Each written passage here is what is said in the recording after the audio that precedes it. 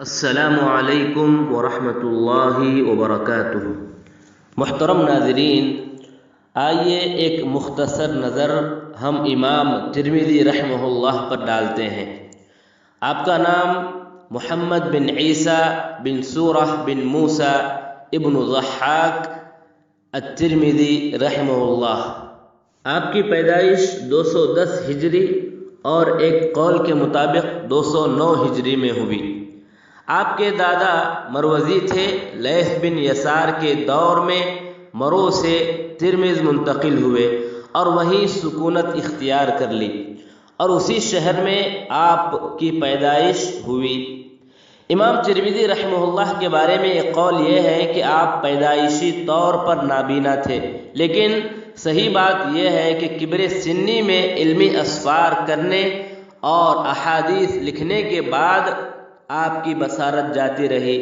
اس کا سبب زیادہ لکھنا پڑھنا بھی ہو سکتا ہے، اور بقول امام حاکم رحمہ اللہ آخری عمر میں اللہ کے ڈر سے اتنا روئے کہ بینائی جاتی رہی اور اسی حالت میں زندگی کے کئی سال گزارے، جیسا کہ آپ تذکرۃ الحفاظ جلد نمبر 2 اور صفحہ نمبر 634 یعنی 630 پر 4 میں دیکھ سکتے ہیں۔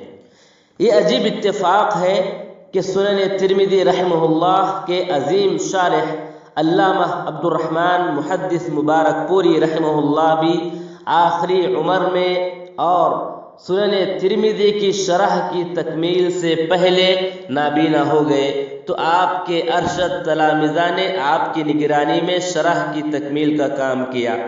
یعنی امام ترمذی رحمہ اللہ بھی آخری عمر میں نابینا ہوئے اور ان کے شارح علامہ محدث عبد الرحمن مبارک پوری رحمہ اللہ بھی آخری عمر میں نابینا ہوئے۔ یہ عجیب اتفاق ہے۔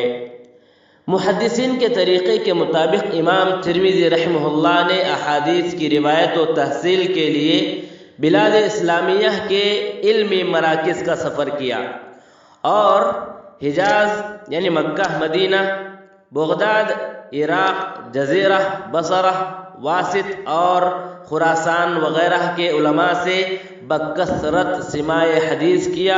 مصر اور شام نہ جا سکے۔ حافظ ذہبی اور ابن حجر رحمہم اللہ کہتے ہیں کہ امام ترمذی نے بلاد اسلامیہ کا سفر کیا اور خراسانی، عراقی، حجازی وغیرہ روات کی ایک بڑی تعداد سے سماع حدیث کیا۔ امام ترمذی نے نیساپور، مرو اور اصفہان وغیرہ کے محدثین کی خدمت میں حاضر ہو کر ان سے استفادہ کیا۔ اب آئیے ایک نظر آپ کے اساتذہ اور شیوخ پر ڈالتے ہیں۔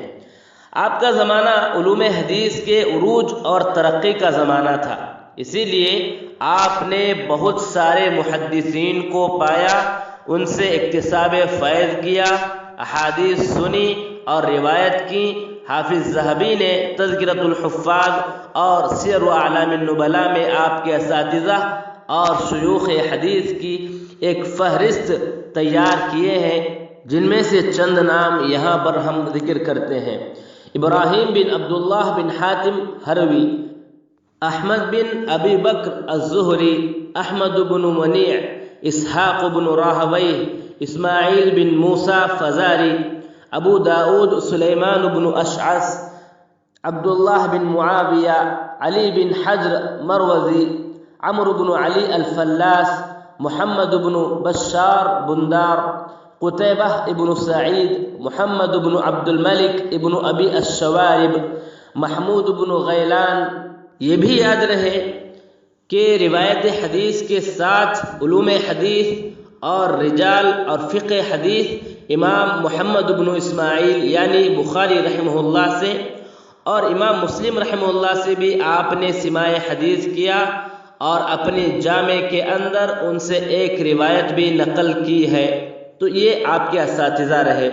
اب آئیے آپ کے تلامذہ پر ایک نظر ہم دوڑاتے ہیں۔ چند یہ ہیں: ابو بکر احمد بن اسماعیل بن عامر السمرقندی، ابو حامد احمد اللہ مکحول بن فضل نصفی، محمود بن عنبر نصفی۔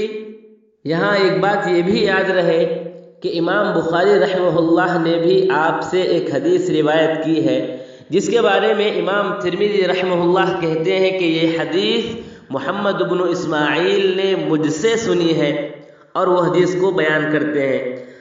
آپ کے زہد و تقویٰ کے بارے میں اگر ہم بات کریں گے تو امام ترمذی رحمہ اللہ نے نہ صرف یہ کہ علوم و فنون میں امامت کا درجہ رکھتے تھے، بلکہ آپ عبادت و تقویٰ اور ورع اور زہد میں بھی شہرت رکھتے تھے۔ امام حاکم رحمہ اللہ فرماتے ہیں کہ امام بخاری کا انتقال ہوا تو انہوں نے زہد و ورع میں ترمذی کی طرح کسی اور کو اپنے پیچھے نہیں چھوڑا۔ آپ اللہ کے ڈر سے اتنا روتے تھے کہ اندھے ہو گئے اور کئی سال اندھے رہے۔ اب آئیے آپ کی تصانیف پر ہم ایک نظر ڈالتے ہیں۔ امام ترمذی رحمہ اللہ کو چونکہ حدیث اور علوم حدیث کے علاوہ تاریخ، فقہ اور تفسیر وغیرہ پر بھی کافی دسترس حاصل تھی، لہٰذا انہوں نے مختلف موضوعات پر قلم اٹھایا اور بہت سی علمی کتب تصنیف کی، جن میں سے چند معروف کتب یہ ہیں: کتاب الجامع جو سنن ترمذی کے نام سے مشہور ہے، الشمائل النبویہ جو شمائل ترمذی کے نام سے مشہور ہے، جس میں محمد صلی اللہ علیہ وسلم کی سیرت کے متعلق احادیث میں ایک بہترین تصنیف ہے، جیسا کہ عبدالحق محدث دہلوی رحمہ اللہ نے اس کی تعریف کی ہے۔ کتاب العلل، اس موضوع پر آپ کی 2 کتابیں ہیں، کتاب العلل الصغیر، کتاب العلل الکبیر، جس میں امام ترمذی رحمہ اللہ نے زیادہ تر اپنے استاد امام بخاری رحمہ اللہ سے استفادہ کیا ہے۔ اسی طرح آپ کی دیگر کتابیں کتاب الزہد، کتاب التاریخ، الاسماء والکنہ، کتاب التفسیر، کتاب الجرح والتعدیل۔ اب آئیے آخری بات ہم کرتے ہیں کہ امام ترمذی رحمہ اللہ کا انتقال مشہور روایت کے مطابق 13 رجب 270 پر 9 ہجری میں ہوا۔ انا للہ و انا الیہ راجعون۔